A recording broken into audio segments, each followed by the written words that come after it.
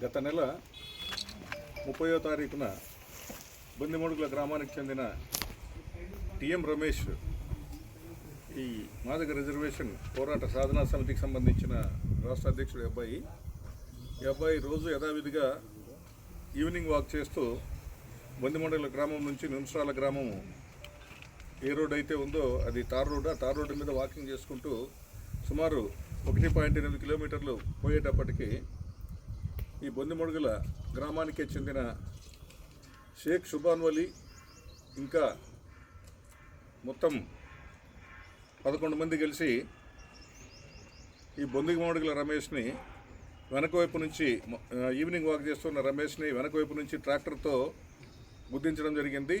అతను ట్రాక్టర్తో గుద్దించిన వెంటనే ఇమ్మీడియట్గా ట్రాక్టర్తో పాటు కింద రోడ్డు పక్కనే కోపు గుంత అంటారు, ఆ గుంతలో పడడం జరిగింది. కింద పడిన వ్యక్తిని ఇమ్మీడియట్గా అక్కడున్న ఒక రాయితోనూ తర్వాత ఒక రాడుతోనూ కొట్టి హత్యా ప్రయత్నం చేస్తూ ఉండగానే అదే గ్రామానికి చెందిన ఇద్దరు కూడా డీలర్ రంగస్వామి, తర్వాత ఫోటోల రంగస్వామి అని చెప్పేసి అంటే వడ్డీ రంగస్వామి, కమ్మరి ఆచార్య రంగస్వామి వీళ్ళిద్దరూ కూడా చూసి ఎవర్రా ఏం చేస్తున్నారని చెప్పేసి అనేటప్పటికే అందరూ గ్రామస్తులే కాబట్టి వాళ్ళిద్దరిని చూసి ఈ ముద్దాయిలందరూ కూడా అప్పటికప్పుడు అక్కడి నుంచి పారిపోవడం జరిగింది.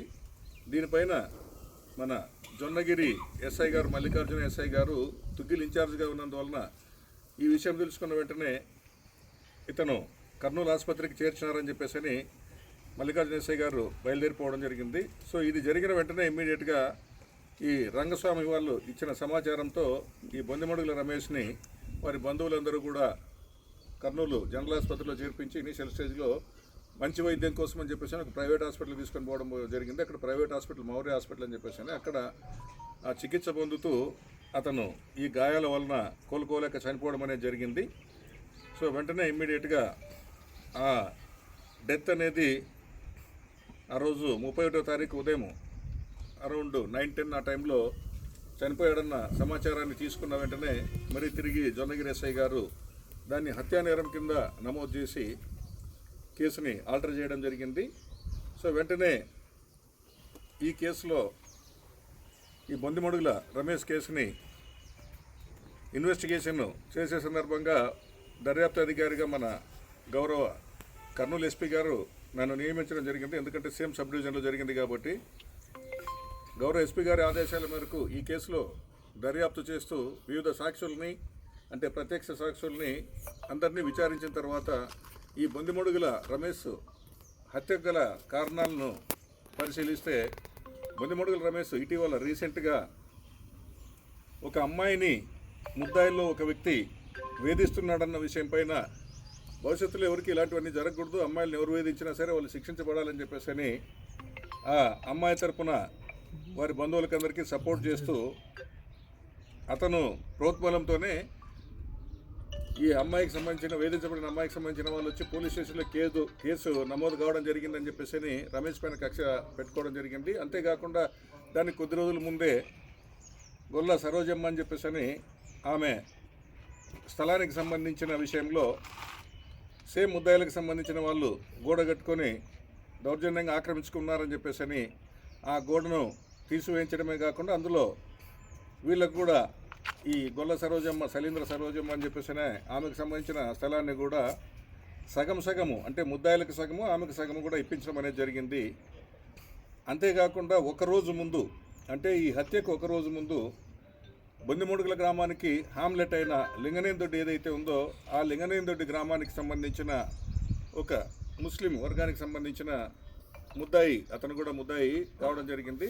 అతనికి సంబంధించిన ల్యాండ్ ఏదైతే ఉందో అదే గ్రామానికి సంబంధించిన ఎస్సీ కులానికి సంబంధించిన వ్యక్తి ఇద్దరి మధ్య వివాదం ఉంటే దాన్ని కొలిపించడం జరిగింది. అందులో సుమారు 2 ఎకరాలు ఈ ముస్లిం వ్యక్తి దగ్గర నుంచి ఈ ఎస్సీ వ్యక్తికి వస్తుందని చెప్పేసి ఆ కొలతలు వేయించడం జరిగింది. ఈ 3 కారణాలు వీరు మనసులో ఉంచుకొని ప్రతి దాంట్లో కూడా మాకు అడ్డం తగులుతున్నాడు, మా పైన కేసులు నమోదు చేయిస్తున్నాడు, మా ఆస్తులను కూడా మొత్తం అంతా కూడా పనిచేస్తున్నాడు అని చెప్పేసి ఇతనిపైన వ్యక్తిగతమైన కక్ష పెంచుకొని సో ఇక ఇతన్ని కడతీర్చకపోతే మా ఎదుగుదల ఉండదని చెప్పేసి వీళ్ళందరూ కూడా దుర్మార్గంగా కిరాతకంగా ముందే ఆలోచన చేసుకొని లింగనేందొడ్డి గ్రామస్తుడైన ఎవరైతే మౌలాలి ఉన్నాడో అతని ప్రోద్బలంతో వీళ్ళందరూ కూడా ఒకే కుటుంబానికి సంబంధించిన వ్యక్తులు. మొత్తము 11 మంది వ్యక్తులు. వాస్తవంగా లాలు అనే వ్యక్తి పైన 2 సార్లు అది చెప్పడం జరిగింది ఎఫ్ఐఆర్లోన. అందుకని వాస్తవంగా ఎఫ్ఐఆర్లో 13 మంది ముద్దాయిలు ఉన్నప్పటికీ కూడా 12 మంది ముద్దాయిలే పార్టిసిపేట్ చేశారని చెప్పేసి తేల్చడం జరిగింది. అంతేకాకుండా బొందిమడుగుల గ్రామానికి ఆమ్లెట్ గ్రామమైన లింగనేందుడికి సంబంధించిన మౌలాలి ఈ వ్యక్తులనంతా కూడా కుట్ర పన్ని ప్రోత్సహించి నాకు కూడా అన్యాయం చేశారు కాబట్టి మీరు ఏదో విధంగా కడతారు చేయండి అని చెప్పేసి ఈ ప్రేరేపణ చేయడం వలన వీళ్ళందరూ కలిసి మూకుమ్మడిగా అతనిపైన దాడి చేసి ట్రాక్టర్తో గుద్దించడమే కాకుండా తమ చేతిలో ఉన్న రాడ్లు తర్వాత రాళ్లతో కొట్టి అతన్ని హత్యా ప్రయత్నం చేయడం జరిగింది. హత్యా ప్రయత్నం జరిగిన తర్వాత ఆసుపత్రిలో అతను చికిత్స పోతూ చనిపోవడం జరిగింది.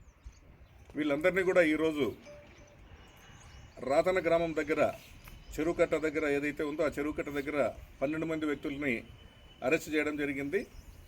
ఇక అంతేకాకుండా వారిచ్చిన సమాచారం మేరకు నేర స్థలంలో ఉన్న ఆధారాలే కాకుండా వారిచ్చిన సమాచారం మేరకు ఇంకా ఒక 2 దగ్గర 2 రాడ్లు ఉంటే ఆ 2 రాడ్లు కూడా మన ఈ చందోలి క్రాస్ అంటాం, పెండేకల్ ఆర్ఎస్ బోర్డు ఉంటుంది అక్కడ. ఆ Pendekal RS cross Chandoli cross అది యాక్చువల్గా చందోలి క్రాస్ అంటారు ఎక్కువగా మన పత్తికొండలోన.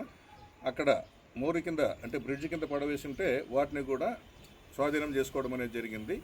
సో వీళ్ళందరినీ కూడా నేరం చేసినారని చెప్పేసి నిర్ధారించిన తర్వాత సాక్ష్యాలు ఆధారాలన్నీ సేకరించిన తర్వాత వీళ్ళందరినీ కూడా న్యాయస్థానం ముందు ఇప్పుడు ప్రవేశపెట్టడం అనేది జరుగుతుంది. వీళ్ళందరినీ కూడా రిమాండ్ నిమిత్తము అన్ని రికార్డ్స్ అన్ని తయారు చేసిన తర్వాత వెంటనే ఇమ్మీడియట్గా వితిన్ 24 hours మేము అతన్ని జ్యుడిషియల్ కస్టడీకి అనేది పంపించడం జరుగుతుంది. రమేష్ మరణం